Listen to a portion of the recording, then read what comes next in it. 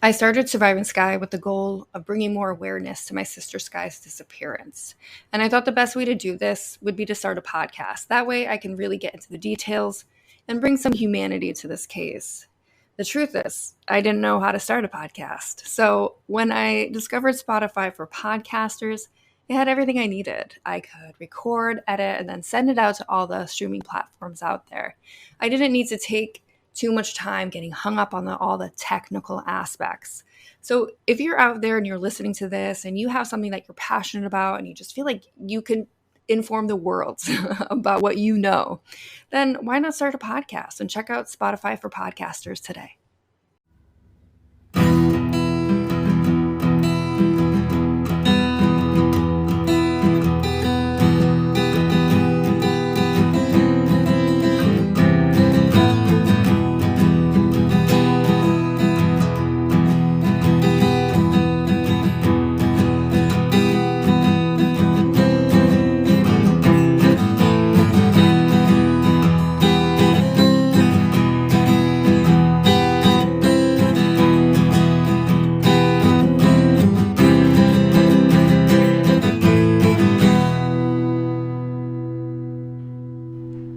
This is episode 12 of Surviving Skye.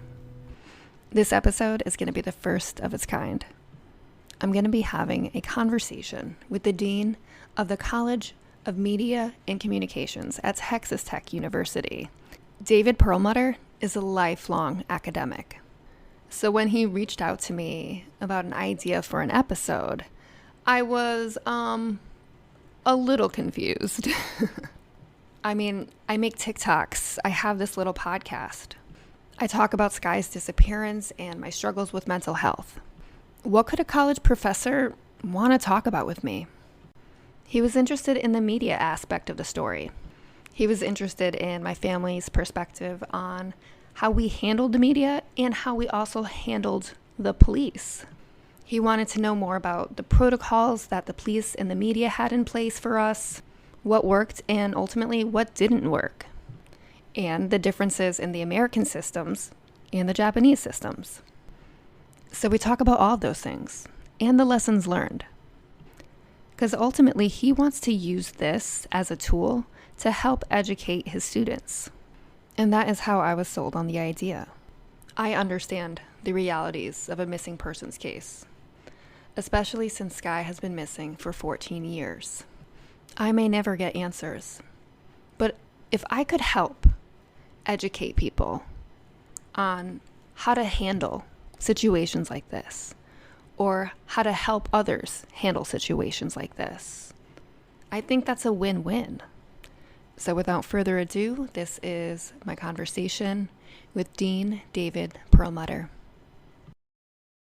Hi, thank you for joining me this morning. You are David D. Perlmutter. You are the Dean of the College of Media and Communications for Texas Tech University. You're a PhD, you're a professor, you're a dean. You have books, countless academic papers in magazines and in academic journals. So why are you talking to me today? Well, for the last 30 years or so, I have been a journalism professor as well as some other things. And I've studied under the umbrella of persuasion and political communication about basically how we persuade people to do something. And I tend to study not like interpersonal persuasion, like within a couple or something like that, but like the big picture of countries and big historical events. So I've focused a lot on visuals, on how famous news photographs or famous paintings or other kinds of famous images may have had some sort of political influence. I have done work on international communication, and oddly, or I think within that, but not so crazy, years ago, I followed around the officers of a local police department. I did a project where it was a one-person squad car, and I sat there and I went through their day. And this was for a couple of years. I took pictures. It was what's called a visual ethnography, where I take pictures and I use that to sort of document what happened. It's sort of halfway between academia and journalism, right? Uh-huh. And I also talked to the officers because I was very interested in this question of taking police, law enforcement, true crime, now we call it true crime and criminal affairs. Most of us, luckily, don't have a personal experience where we see like how the police department works from the inside, unless we're a police officer or we have a great tragedy befall us, like you and your family. So we're newbies when it comes to what's the world, but we've watched a lot of TV and we've watched a lot of movies, and we Mm-hmm. have sort of stereotypes of like what the police are supposed to do and how they're supposed to act and what they're supposed to look like or talk like. Yeah. And so I was interested in how the people that we met, whether it was a victim or a suspect or just an ordinary bystanders, reacted to the police. I think based upon those media stereotypes and how police acted to some extent reflecting those media stereotypes because they live in the same society we do. And just to Yeah. give a quick example, there would often be the case that we would go through a shift, and this is Minnesota, and often I would be at the late shift, the dog shift, so like 11 p.m. to 7 a.m. in January. Not a lot of street crime. Mm-hmm. There would be Sounds cold. call it somebody. It was very cold. Missing persons. Big. We'll talk about that. There were a Mm-hmm. couple of missing persons, and like, do you send 50 people into the woods at 2 a.m. when it's minus 40 to look for somebody, right? Yeah. Okay. And we can talk about that because I think Mm-hmm. it's in relation to your case there.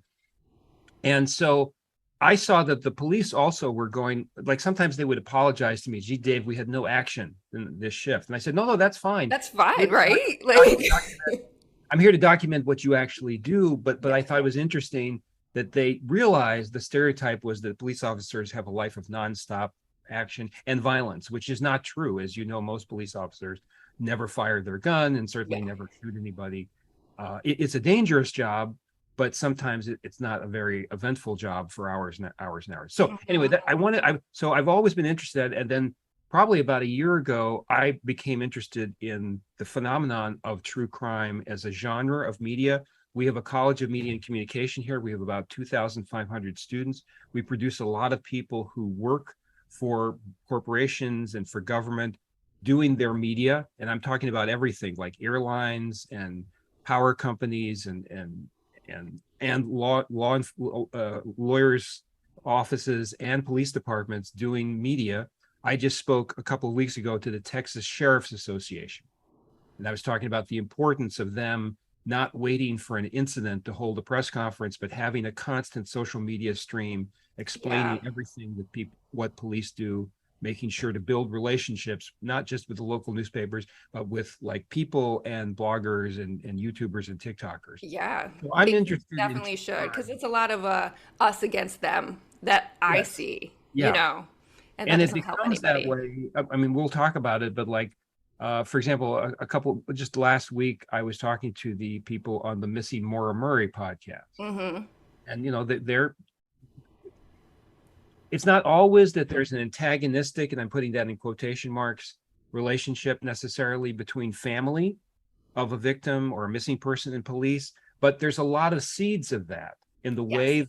that families think about things and the way police procedures. And then there's journalism, my journalism hat. So I discovered you through TikTok.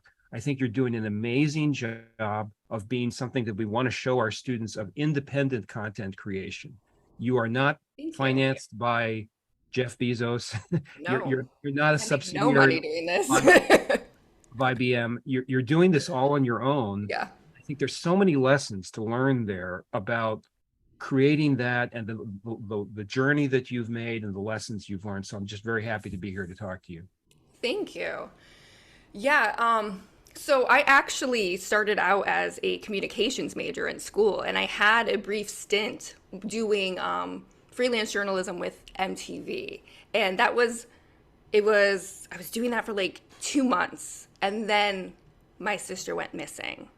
So the way I view media and stuff, right, like at that moment, I was like, I can't do this, because there was something that was just so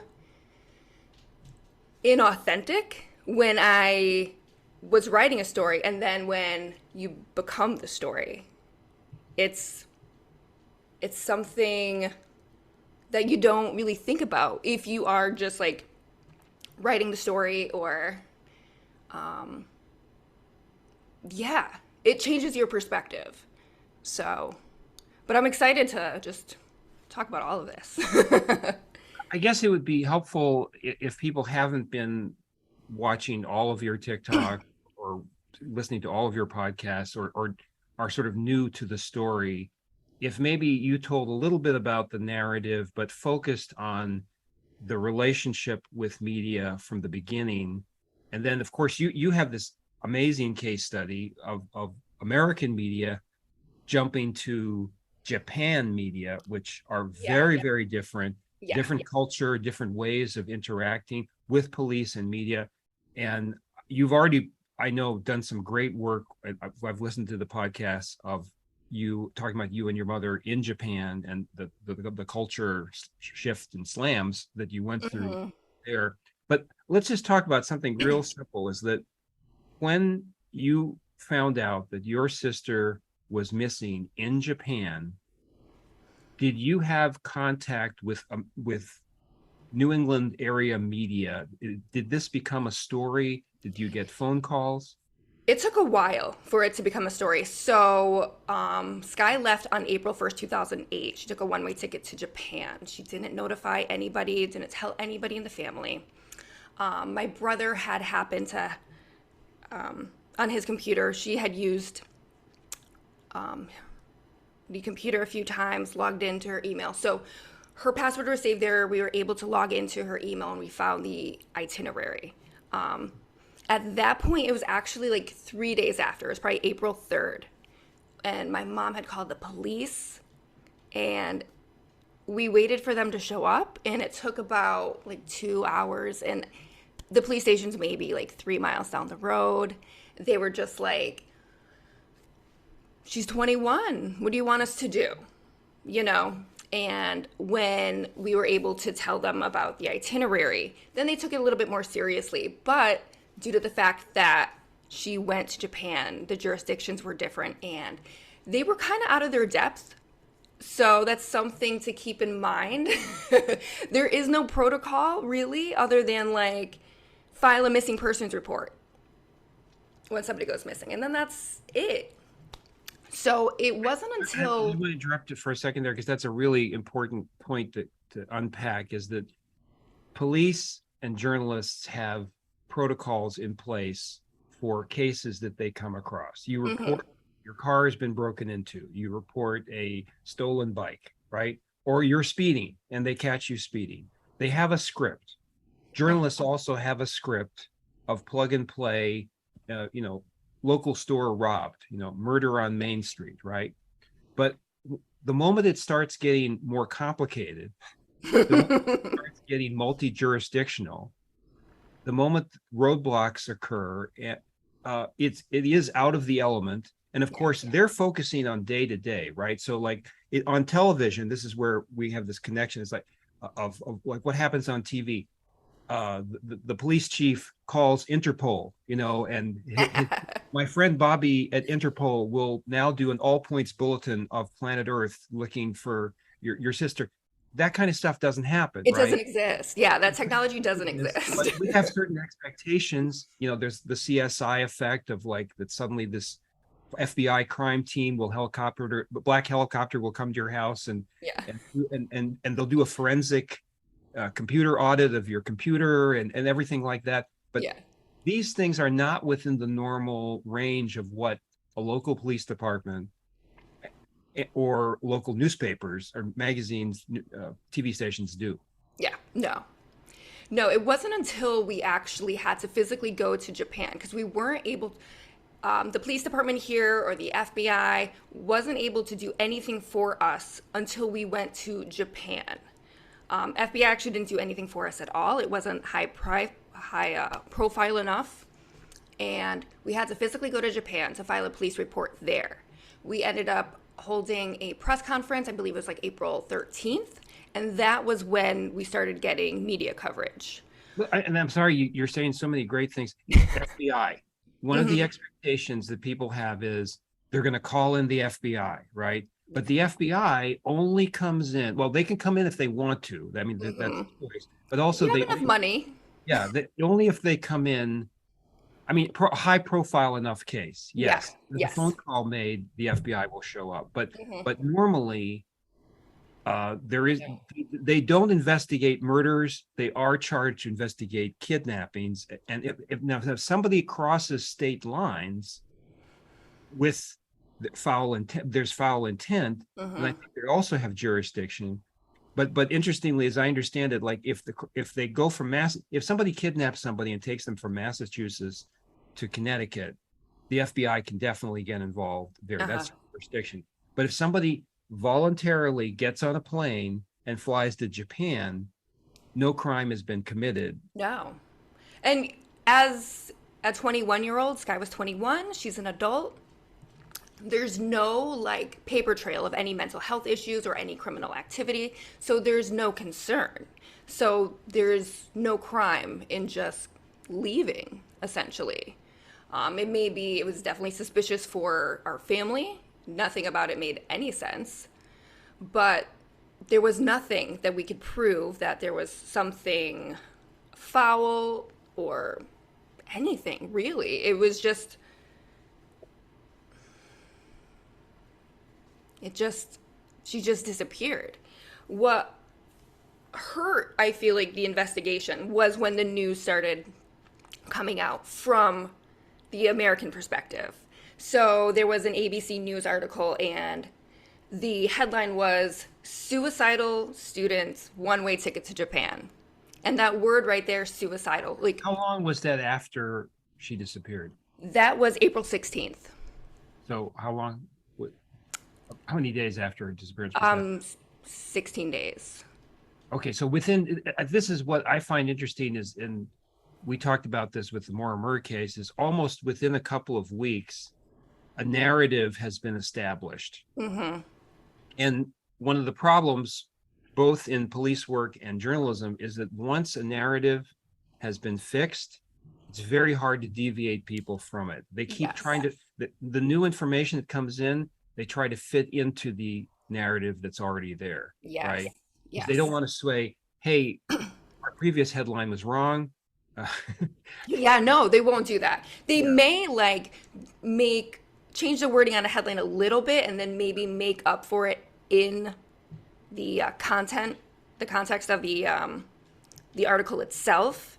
But like if that headline says like the wrong thing or sets the narrative a certain tone, nobody like people have already made up their mind after they read a headline, you know? They may not read through it then. They may not care. Like who's looking for a suicidal girl, you know? Did that headline of suicidal, did did that get to Japan before you did when you No. showed? No. Okay. So that came most we held a press conference about I think it was April 13th in Japan, in Tokyo. We flew down to Tokyo because it was more of a major media hub. Because we were up in Sapporo and Hokkaido. That was nobody goes there. Like nobody that's like visiting from like anywhere else would go there. It's just not like a tourist destination. So in order to get the most media coverage, we flew down to Tokyo to hold a press conference there. The Japan Times headline was "American Woman Missing in Hokkaido." That's it. It was just like, So that was from your point of view, that was pretty reasonable, just the fact yes, yes, American woman missing. There wasn't any assumption of anything no. here. It's only like 3 paragraphs long, and it just gave the facts, the story, real quick. It didn't tell you what to think, you know? Show her picture. Hmm? Did it show her picture? It did, Yeah. yes. Okay. Now you've said before on your podcast that, and you've mentioned just now, this area of Japan is not a high traffic tourist area. Westerners, Yeah, when you were walking down the street, you said you were often the only only one. Westerners there. Everybody knew we were there. And so one of the mysteries here is this related to media, is that if it got media attention in Japan, and eventually you're going to tell us, because you later on you said there was pretty large media attention, like you filled Yeah, a room there. One of the mysteries is that she must have stood out pretty much for of her time course. here. Because the thing is, as soon as me and my mom landed, we were looking around and like, oh, they're gonna find her. Like, no questions asked. Like, we stuck out like sore thumbs. And my sister was bigger than me, and it was just you could see her from space. Like, it was just that kind of environment, you know. So when we first got there, we were kind of like relieved in a way because we assumed that she would be seen because there was no way that she couldn't have been seen. And when we got to the embassy, they had like missing persons flyers, and then the way the community is set up there, there's like neighborhood like police posts, and they have missing persons flyers up. So her picture was up all over the place, and it was on the news. I remember after having the press conference, like people knew who we were. I remember when I flew back, one of the flight attendants gave me like this charm and wished me all this like good luck. She like everybody knew who we were So while by we the were there. time you finished your first trip to Japan, and your first and last, right? Because you have not gone Yeah. back. Yeah. First and last trip to Japan, you felt you got a lot of coverage there. We felt pretty good about it because it was honestly the only way any leads came in. We had like four actual like substantial leads that were like legit. So that was helpful. Without the media coverage, we wouldn't have gotten any leads, you know? So you see, I mean, this is what something you've learned, which a lot of people, again, who we hope very few families have to go through this, is that this dependency. On the one hand, the media are saying things sometimes we don't like, that's inaccurate or intrusive. You've been very eloquent in talking. Your family is not a public family, right? No. There's no Kardashian gene Nope. and that's most of us, right? Most of us have Yeah. an interest in like our lives being on the news or talk shows or something like that, right? But then on the other hand, the media are crucial, absolutely crucial Mm-hmm. to getting to something as much as like, oh yes, I saw her Yeah. at this place at this time, Mm-hmm. right? It is, yeah, it was necessary. We couldn't have gotten anything without it. And I was thankful for the way that the Japanese media had covered it.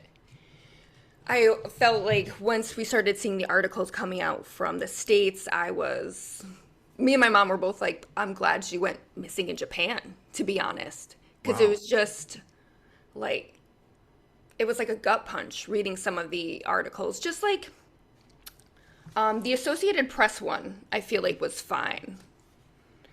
But there was like, and there weren't too many. So there was probably like four articles that I actually remember from when there you are.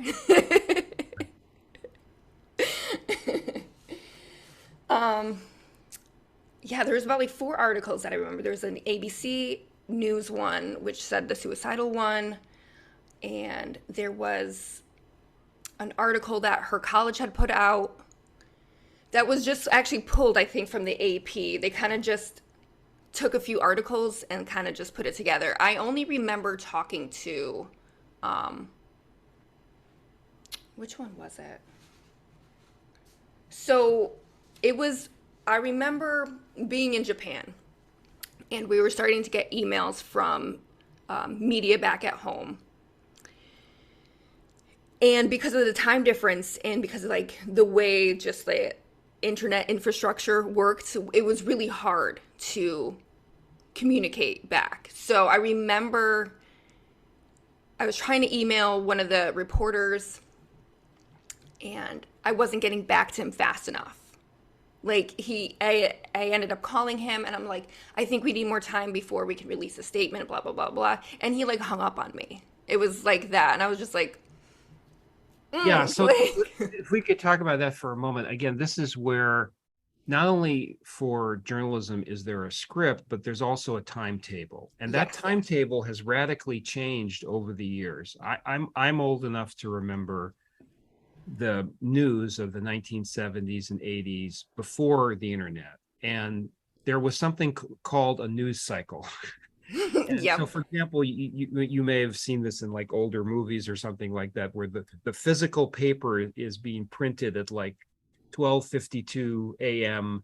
and like somebody runs in and says, "Stop the presses!" Right? There's a new headline, or they might even come up with multiple editions a day. But there was a certain time where you had to go to bed, like you had to Hmm. put the paper to bed, and if you missed that deadline, then you were going to miss the paper, or you were going to miss the 11 o'clock news, or something like that.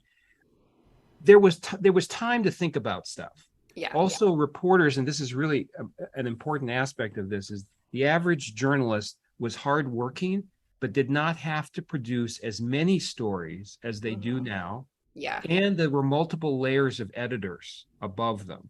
Now, the average journalist working for a local paper or broadcast station has to produce a lot more stories in a day, Hmm. and it's going to edit them themselves. And there's probably going to be like maybe one layer of editing or none before it goes there. So Yeah. the pressure to just get it done and move on to the next thing is tremendous. And if Yeah. you don't cooperate, then Then they're you, gonna move on. yeah, they're going Yes. to move on, or you get like not the facts are mixed up or Yep. something. There's a famous phrase long ago that journalism is the first draft of history. And one of the things I've done in my career is I've studied those first drafts. They're always wrong. Right? I know. I go through some of Always the wrong. articles and there's just Yeah. tiny little things that are wrong, and I'm just Yeah. like I understand the process. Like I always try to just see both sides of things.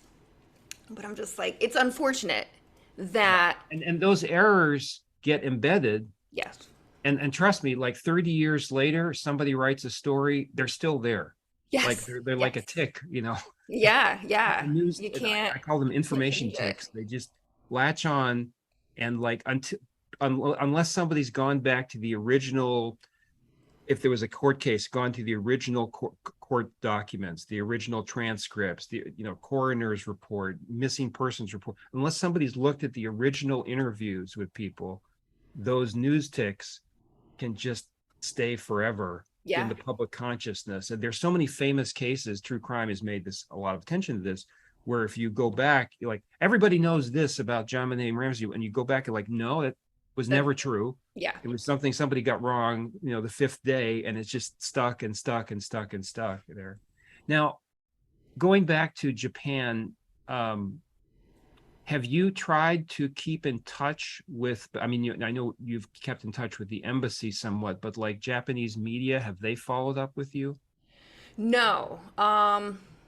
Basically, I mean, when we maybe like 2 weeks after we got back from Japan, like a talk show had reached out and were like, we want to do like a reunion special if you find her. But that was it. Um, Basically, as soon as we left, that was it. And right now, I reached out to the embassy and I wanted to get the police report from Japan, and I can't have access to it unless I get a lawyer due to like privacy laws. They told me I can't have access to it due to its sensitive nature. So even though you're the family, so there's a file there, Hmm. and you've never seen it. Nope.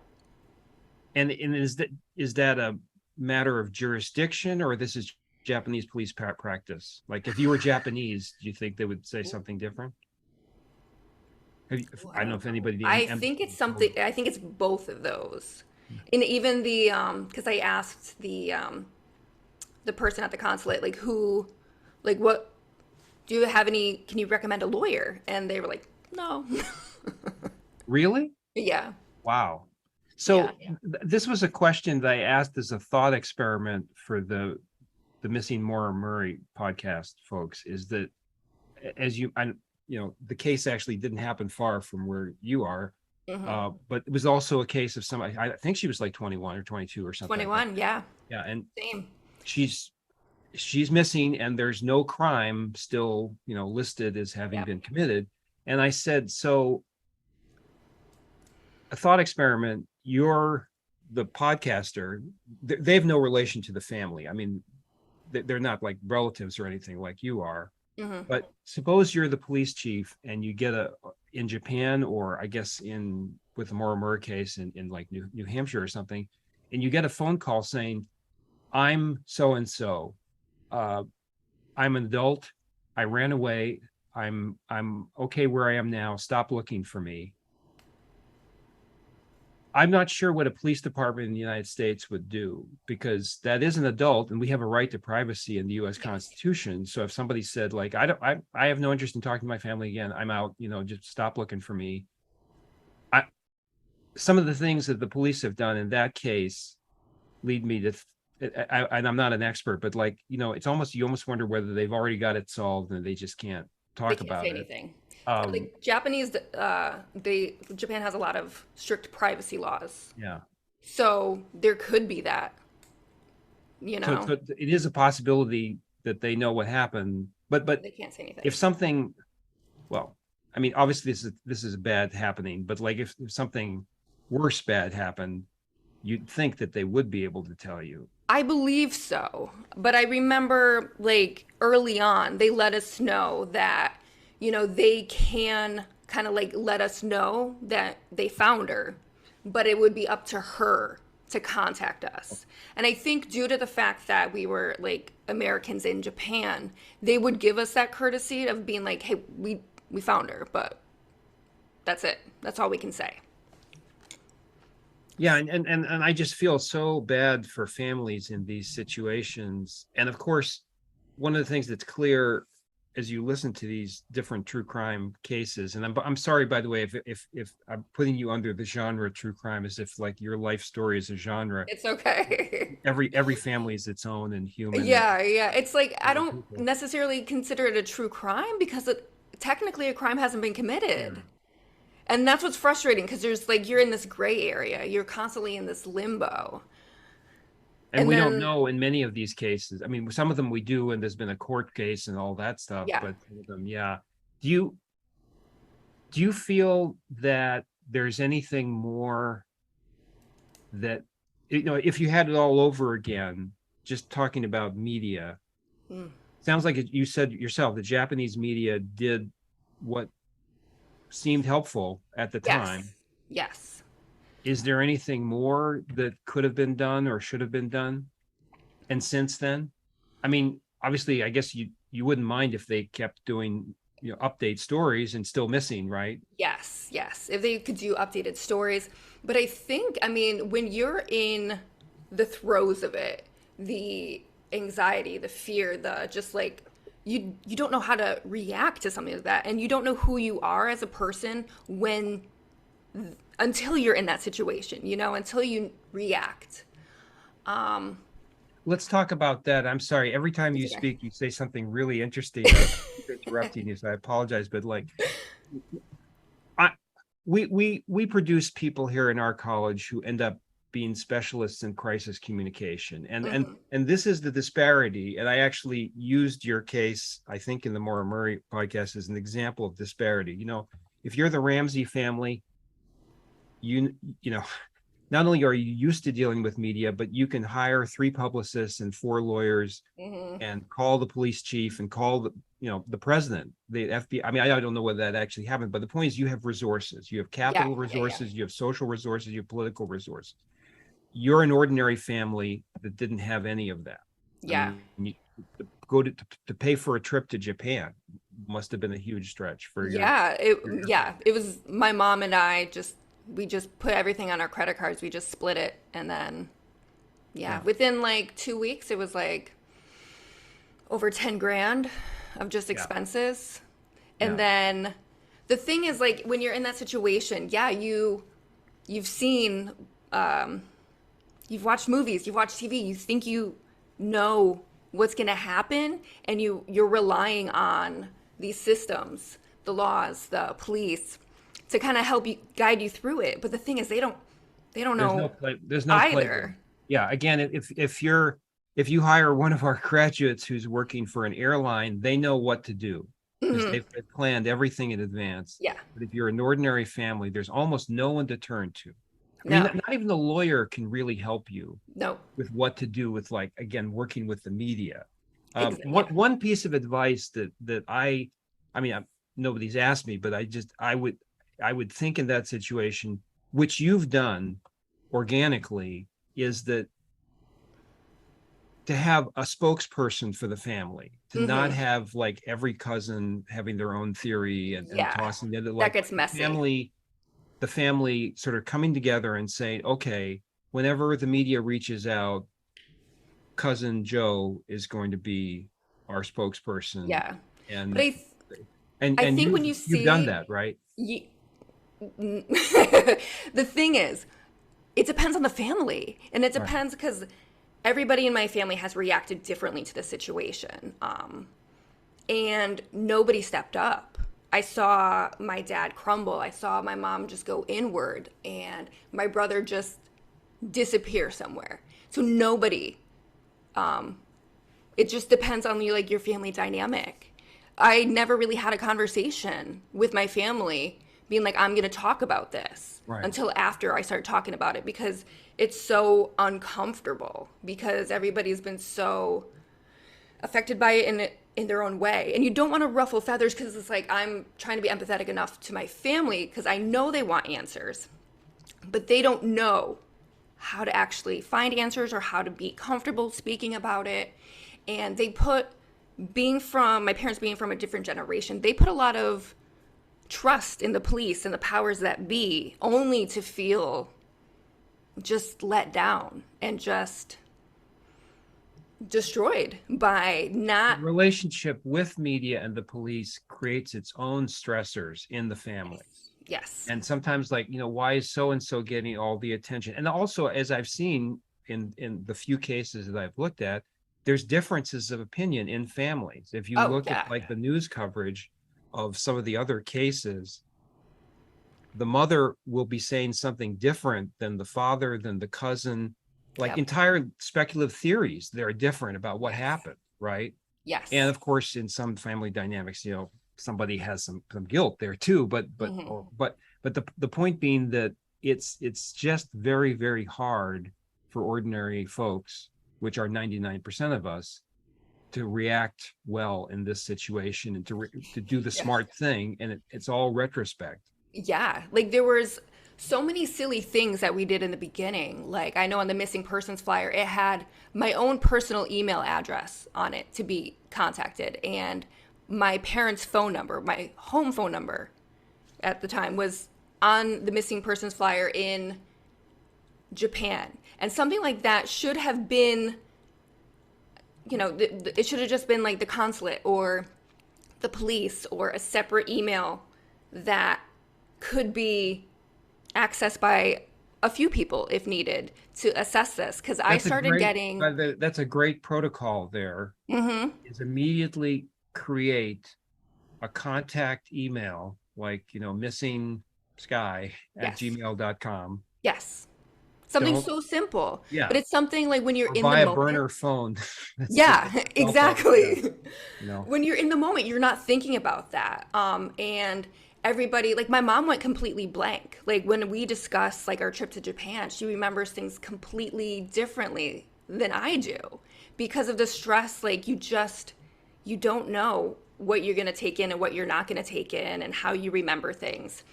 But I remember getting emails like when I would get home, when we got home from Japan, I was getting emails on my personal like email account. I was 24 at the time, and it was from people just trying to extort us for money, saying that we know where she is. She's locked in a basement, and send money this way. And I was just like, what do I do with this?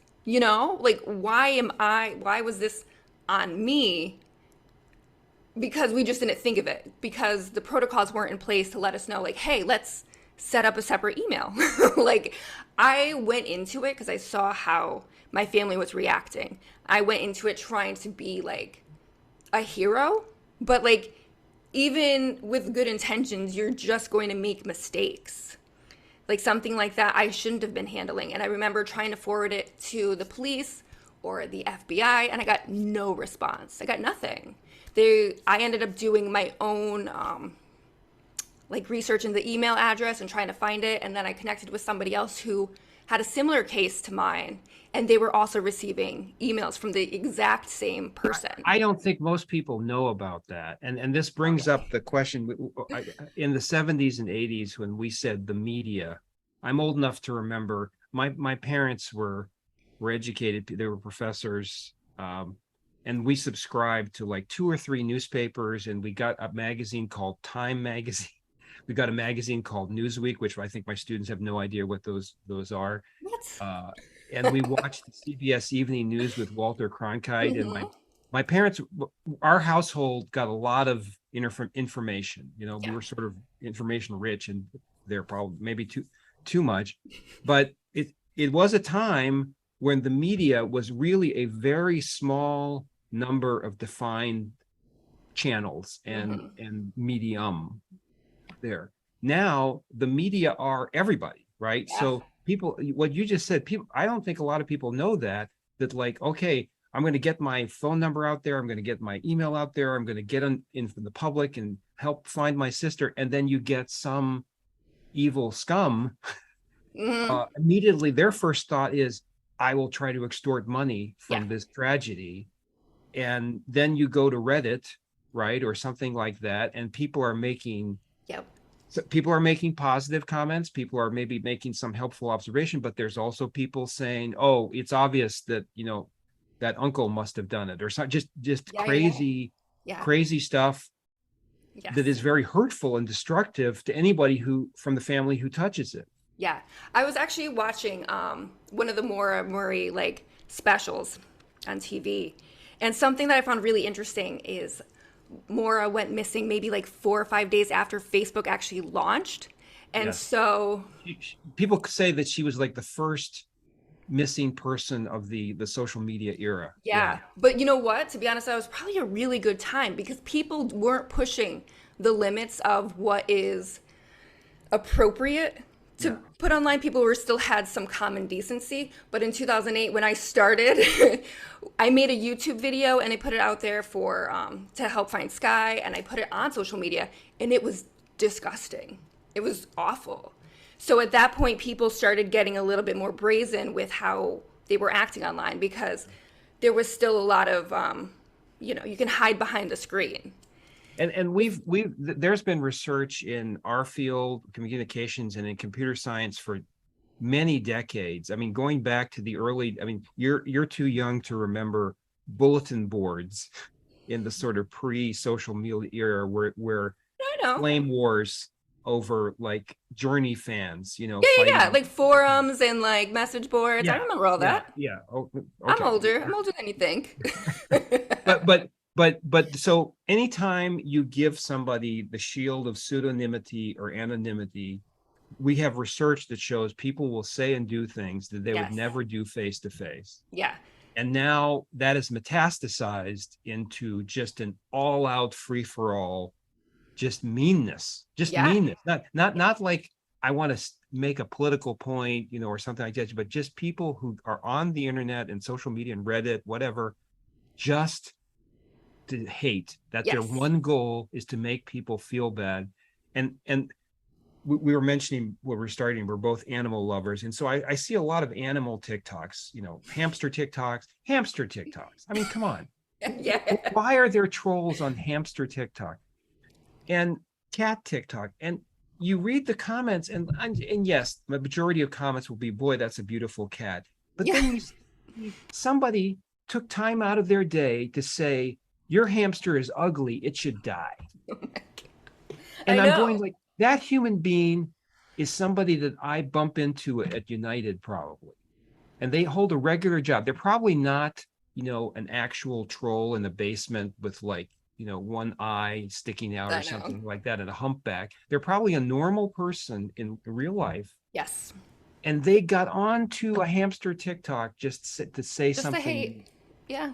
And I then know. imagine that, scaled up to missing persons and true crime. Oh, yeah. And I it's know. unbelievable. Yeah. and you've suffered it. Luckily, I don't take it too personally when I do come across it. I'm just like, man, sometimes I feel like I waste my time just like staring at a wall, but like at least I'm not doing that kind of shit. It's low. But I remember like so early on we tried to use social media, but it backfired. It was really upsetting. Um, so we kind of didn't go that route because it was like just full of just meanness. Because there's still some like anime message boards and forums and even on Reddit about Skye's case, like older posts. And there's just there's a lot of like grossness. I remember when like I had a hard time dealing with this, obviously. It's kind of rough. But I ended up moving. Like I had to leave Connecticut. I live in California now. I kind of had to run away from it because my parents weren't dealing with it. I didn't know how to deal with it. And I remember being here in Los Angeles and I go on Reddit because like every once in a while, like I do deep dives to see if I find anything on Skye. And I found somebody on Reddit who knew where I lived even after I got married, changed my name, and left, you know? And it gets a little crazy. And it wasn't until actually the pandemic and having a son that I actually knew I kind of had to do I had to do more with this. And that's why I started my husband had recommended doing TikTok. Just, talk about the story, talk about Skye, talk about your feelings, put it out there and just see what happens. And social media is a different place now. It's a little bit nicer, and I'm a little older, so I can handle it a little bit better. And it's been so good now. And even if trolls come along, I just like whatever. But you can imagine somebody that maybe doesn't have your savviness or your temper that you can take this and move on.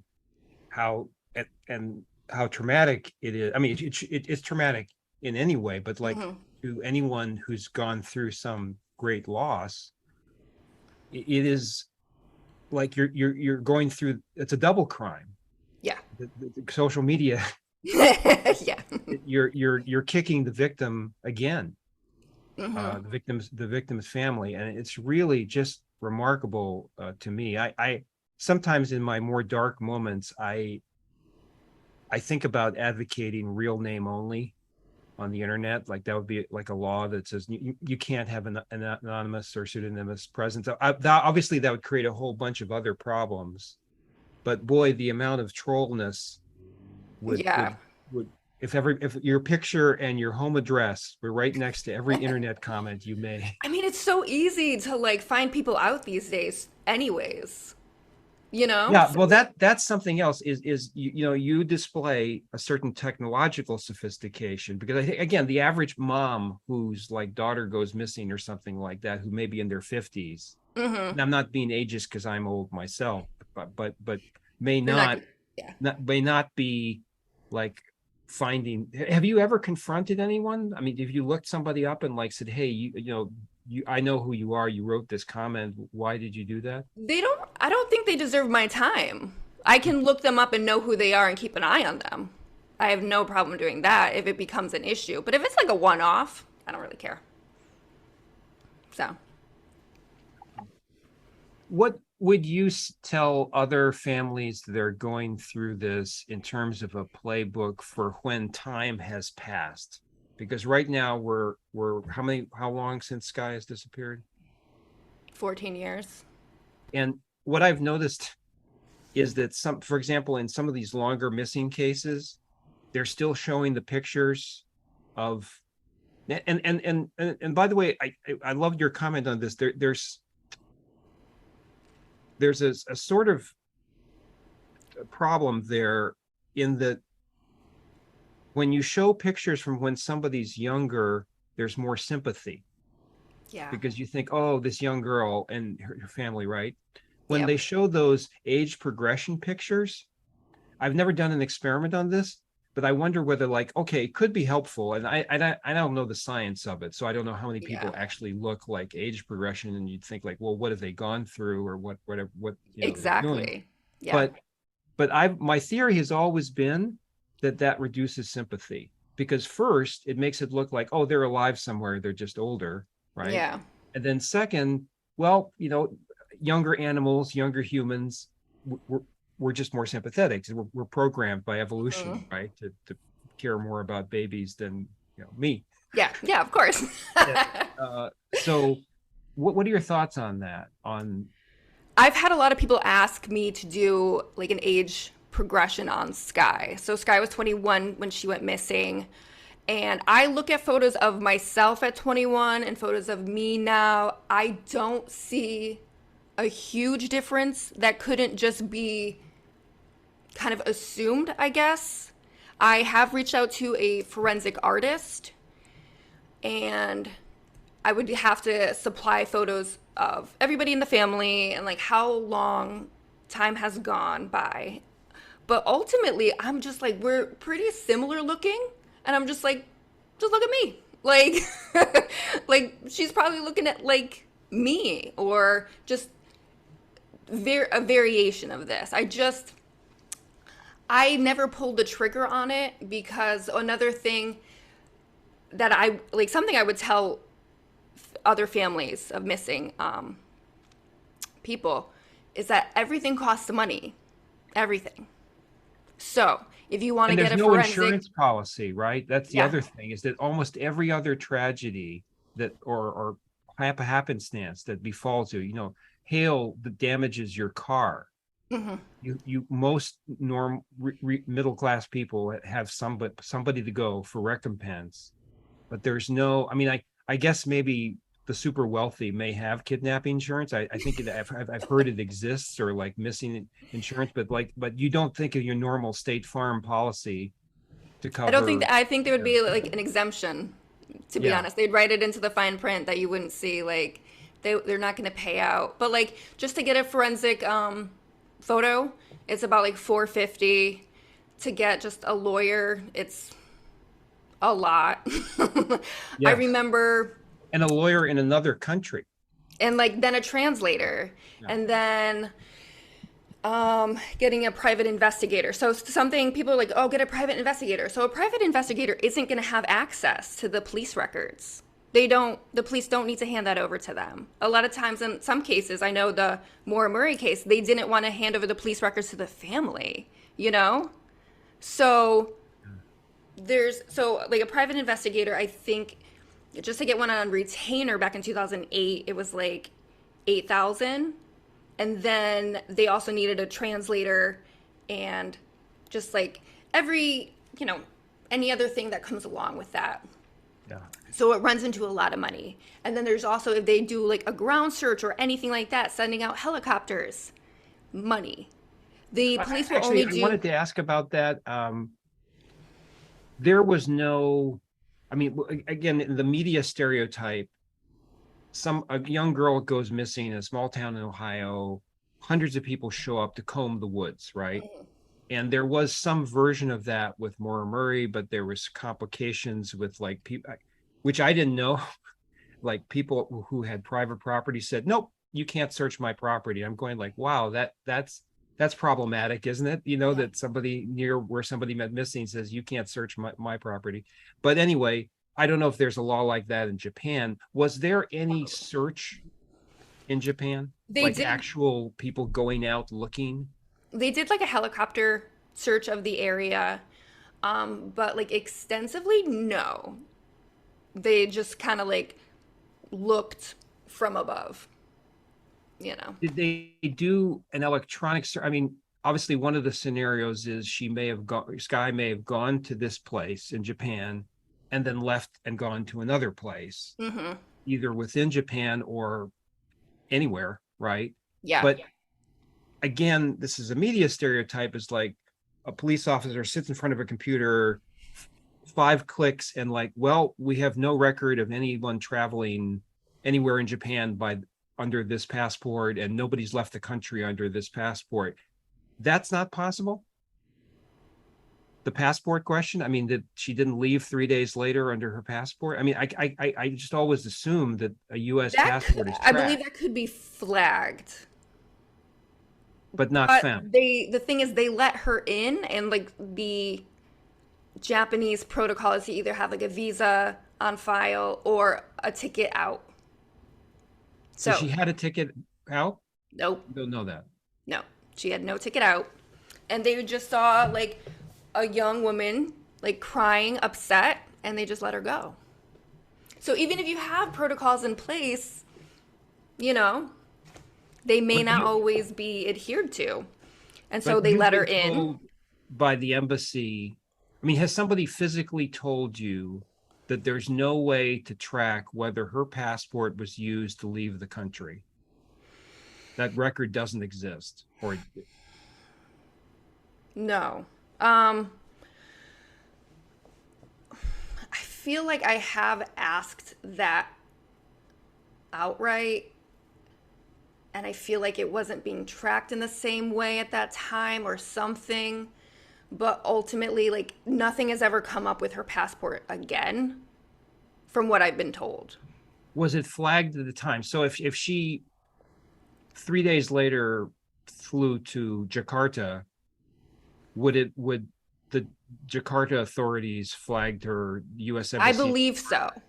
Okay. I believe so. Yeah. So you So think that you have evidence that she didn't fly to a third I country don't think she or flew back anywhere. to the United States? I don't think so. No. Because we're going back to the fact that, yeah, in that part of Japan, you and your mom stood out, probably your sister stood out. So people saw her for a couple of days, but there were no sightings reported to you after you came there or after you left. So the first day we got there was April 10th. By the time we were able to, my mom was able to get a passport and us to get out there. She was last seen on April 10th in Nobori Betsu at an inn. So we had, So the day that you got there was the was the last day day that she was she was seen. last seen. Yes, but we But you didn't have didn't a find out about that until later. until later. Yes, because we had the press conference on the 12th or the 13th. I believe it was the 13th. So by the time it was like an evening press conference, it hit the news that night, like the TV news that night, and in the morning it hit newspapers. And then we started getting the leads like up to like maybe only like 3 days where there was actually significant like valid leads. There was an Austrian man at a metro stop that had helped her get a ticket because she couldn't figure it out at the kiosk. There were the people at the inn in Nobori Betsu, and then there was a taxi driver. And that was it. And the last date was April 10th April 10th was the when last you day were she was there. seen. And Yep. because in a lot of missing person cases, I mean, even silly things like Elvis is still being cited and things like that, but you don't have a sighting after April 10th. No. Not that I know of, unless it's like No. in the police report in Japan, Okay. you know? If you could make one thing happen, I mean, obviously, aside from finding her, your sister, but like procedurally or in media or in police, what would you like to have happen? I think having a standardized protocol for when something like this happens. I know it's rare. Um, and I would also like for families to know the realities of it. Like there are strict timelines where it is essential for you to get out there and start looking, for you to report it. And I know, like in my sister's case, we didn't even know she was missing until like 2 days after because she was 21. She's was staying at a friend's dorm, and my mom was so excited because she's so like introverted that my mom was like, "Yes, please go. Please enjoy your life. Be a college student, be an adult. Awesome." So we didn't think much of it. And then not having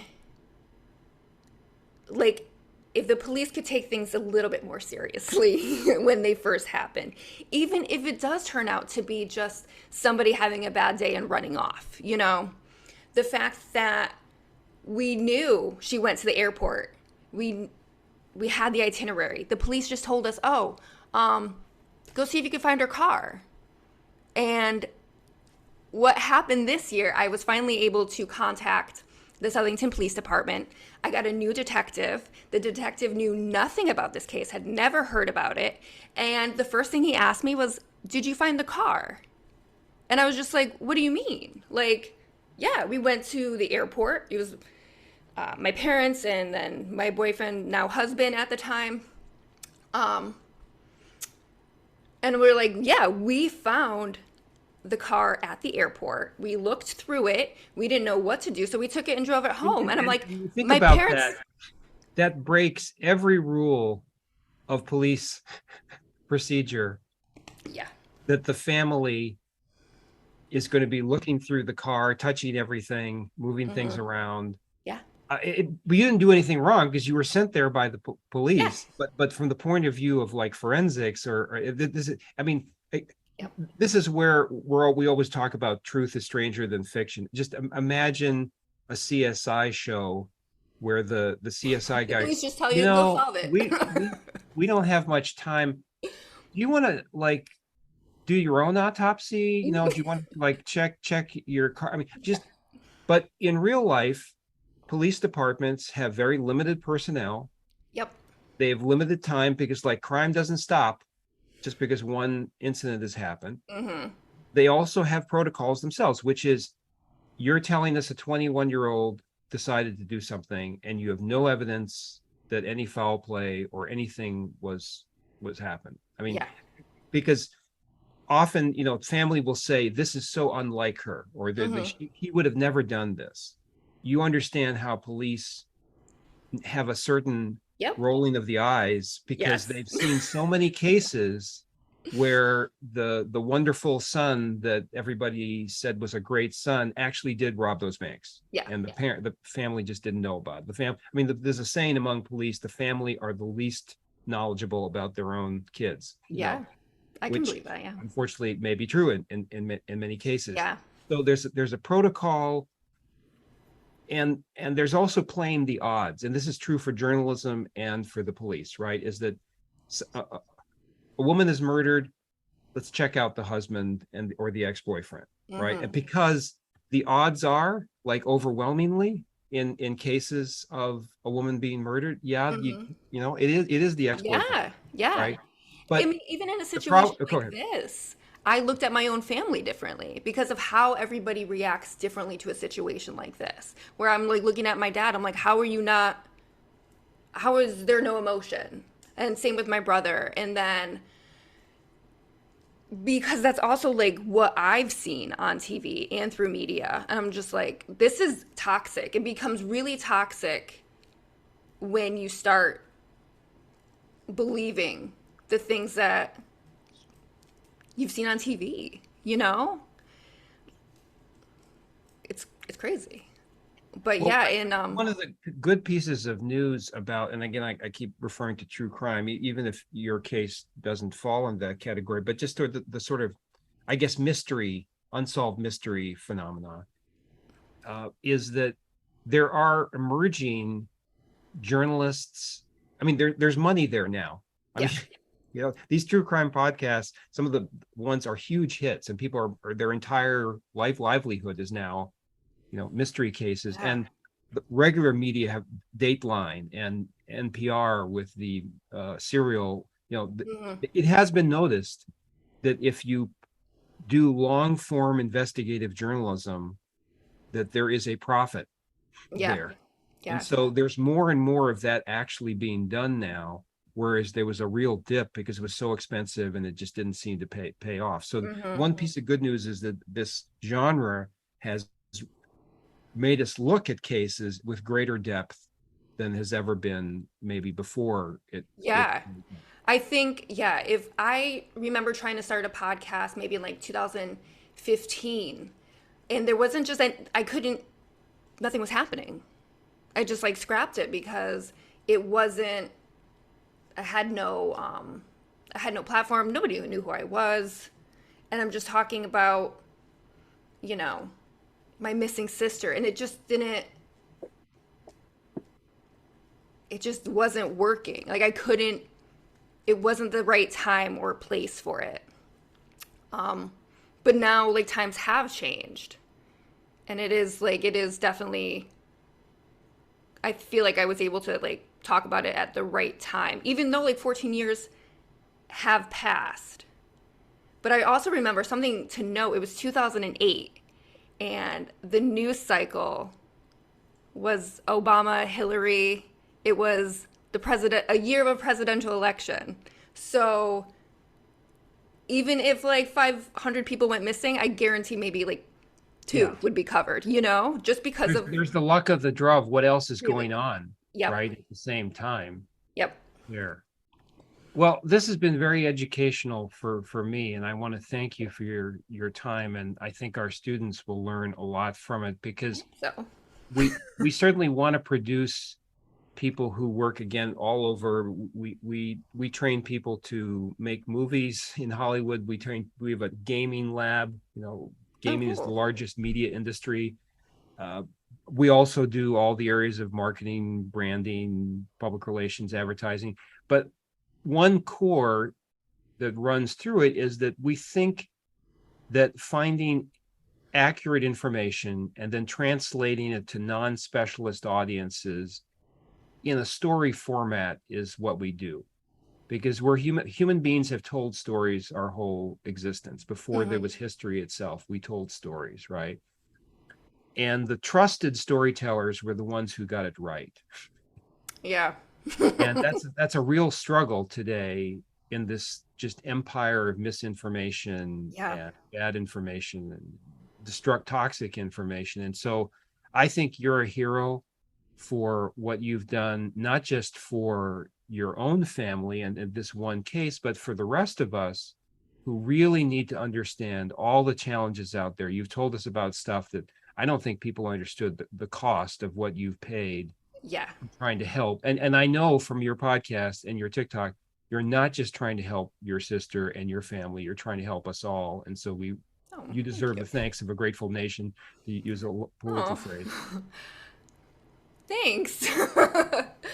Oh, I was just trying to just get through the day most days. But yeah, I just always wanted to kind of share the realities of it and the struggles that come along with it and just trying to get through just one day at a time, because the systems that we have in place that we are told to trust aren't always going to work out for us the way we think. And it's not like a bad thing, but you do have to address it, so then it can be changed, or you can come at it in a different way to make it work.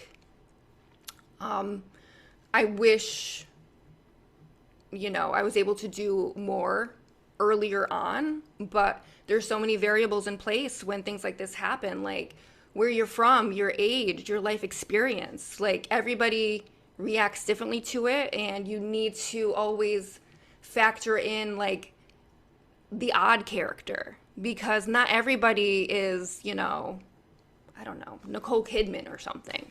Not everybody's like playing this grand character or a character that knows what to do and how to handle things.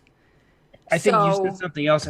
I guess we could go on for many hours because yeah, everything you sorry. told is so but no, but you just said something else, and we talked about this a little bit, is that somebody goes missing and then everybody talks about they did this, they did that, they did this, and everything is parsed and analyzed to death. Hmm. And we often forget human beings are odd. Yeah, yeah, We are not robots. We don't pre-program ourselves. You know, yeah, we eat lunch every day at the same diner, but that one day we ate lunch at McDonald's, and somebody would say, "Oh, they would never go to McDonald's." But yeah, but that day they did, and it has nothing to do yeah, with them being killed. They just happened to go. So that's one of the challenges, is again, with too much information, misinformation, over analysis is a real issue yeah, of yeah. cases, and it gets in the way of maybe solving some cases out there. But Yeah, like some things may seem odd, but they have no relevance to the case whatsoever. But people get stuck on those things, and that hinders the advancement of moving forward with your life or the case or anything. so one final question. Did you mention that you're thinking about going back to Japan? I would like to. I am currently waiting on uh, the detective in Southington had found that the my parents' DNA was stuck in the Connecticut State Lab after all these years. So I'm waiting for the a black notice and a yellow notice for Interpol. Unfortunately, they have been understaffed because of the conflict in Ukraine, and there's a backlog of over like 3,000 missing persons cases, and there's only like 2 people in the department right now. Wow. Yeah. That is an incredible fact. I mean, we see the overwhelmingness of like baggage handling at the Amsterdam airport, but you think about 3,000 missing cases, probably going back decades, Hmm. and there's 2 people there Yeah. filing away. And yeah. So I'm waiting for something like that. And like with COVID happening, I didn't, something else you have to consider. You have to consider the other country's culture and I as an American, we're considered very arrogant and like, you know how we're probably perceived by many other countries. I'm not about to run into Japan and cause a scene. That's disrespectful. If I want results, if I want like help, I have to like do it in a respectful way. So I've always wanted to go back to Japan. If I don't get any hits with the Interpol, then yeah, ultimately I would like to go back to Japan. I still need to get a lawyer to get the police records. If there's anything there, there's certain. It's never easy. I can't just go and get on a plane and show up. Like, Yeah. nobody will help me. Like, that's the reality. I can't just show up at the consulate, even if I email them now. Like, there's very little that they can do. It's Well, frustrating. we have great sympathy for your situation, and you've also taught us about empathy for how many people are also going through this, thousands and thousands of people, Yeah. and we have to keep them in mind and also try to understand how we can try to fix media and law enforcement systems to be more proactive and kindly. I mean, there's a TV show out there I've never watched, but I remember the police telling me that most crimes or cases are solved in 48 hours or they're not. I mean, Mm-hmm. like when everything is fresh, the witnesses are fresh, the evidence is fresh, that's when you have a moment there. And I also remember police saying, luckily, most criminals leave, I mean, proverbially drop their wallet and leave their fingerprints Yeah. everywhere. There are very few criminal masterminds. Usually, people who get away with something are people who are completely unconnected to the person, or Mm-hmm. they're lucky. They just, the Yeah. CCTV camera was out of action that morning or something Yeah. like But that. nowadays, like everybody has like a Ring camera on their Yeah, house or in their car. There's like yeah. so much more. I remember, like, yeah, it just didn't exist in 2008. And you think it would because it wasn't that long ago. But like, even when we asked like the airport for their cameras, they're like, oh, you don't see anything on these things. Yeah, yeah, but you still see so many cases, and we have just recently with the Gabby Petito case, the Moab murders, where yeah, the technology is there, but like it's still there's a lot of holes Yeah. everywhere, Yeah. right? Yes. And some cases get, I mean, the Gabby Petito case gave attention to Gabby Petito, but also gave it attention to like, well, there are 40 other. I mean, when they were Yeah. looking for Yeah. the her I guess I say alleged because like he was never tried, he killed himself, her boyfriend. What did they find, like 6 other bodies Yeah. where they were looking for him? And How so there's crazy six is other that? That cases. alone. That like How is nobody out there looking? I feel like there should be a job in place where, people Yeah. just hike around and look for people, I guess. I mean, it's kind of dark, but like you gotta do that work. Like you gotta create something to actually make people feel safe. And if it is within like the police department, I mean, they have so much PR work that they need to do. Cause like I don't I'm when like let's say you get pulled over, like are you excited or are you nervous when like you get pulled over by a cop?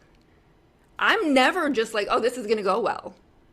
It's just even if I did nothing wrong, even if it's just like I knew what I did wrong, it's there's a lot of work that they need to do, a lot of like rebranding to just help. Yeah, and again, I'm not defending journalism or police. I mean, I think they're both very difficult jobs, and Yeah. there's an old saying that it's very easy to be a policeman in a police state, right? So we are Mm. not yet. We're not a police state. There are many laws and lawyers and codicils and their difficulties in covering crime stories in being a police officer. But I do think that the more we have these kind of exchanges where people learn about what somebody else is going through, that maybe we'll have general improvement in the ways Yeah. that and more education of the public, so that, God forbid that this happens to anybody else, but like the next person that this happens to, they may have seen your podcast, that it Yeah. happens to their family, and they're going like, oh my gosh, I saw this podcast and now I know we got to do these things right away. Yes. Yeah, Thank because you you're for not your told time. that. And the police are doing so many other things, the media is doing other things, then there's no step-by-step guide as to like what to do first. What are the steps? What don't I do? So, Well, thank you. Thank you. I look forward to talking again. And certainly, if there's any progress or if you plan to do any travel, I'd love to know about that. yeah. You will be seen by students here.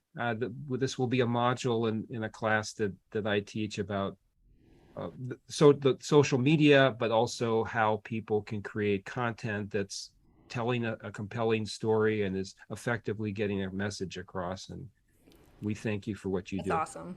Thank you. Thank you for talking with me. This is awesome.